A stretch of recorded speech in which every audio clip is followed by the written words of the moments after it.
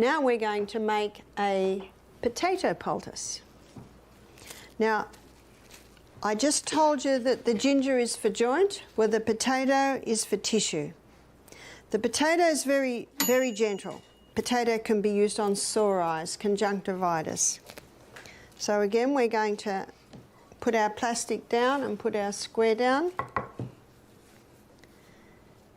and use potato. So potato is used for tissue inflammation. So swollen eyes, sore eyes, red eyes.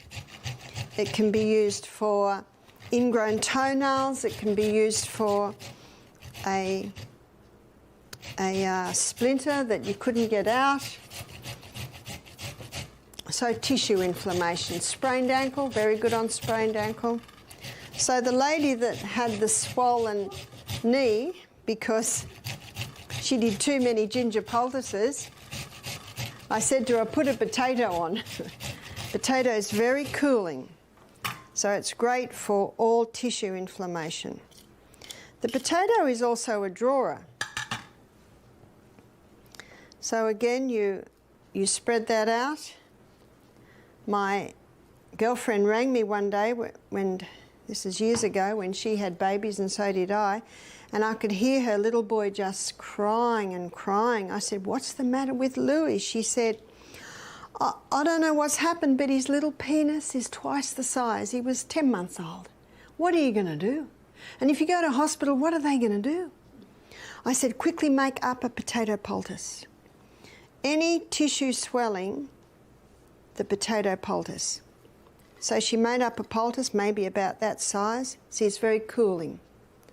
And she laid it on the area. She put his nappy, you call it a diaper, and the little fella, within 5 minutes, it must have really soothed it, he fell asleep. You see, that just soothes any tissue that's swollen. She said he slept for 2 hours. What does that tell you?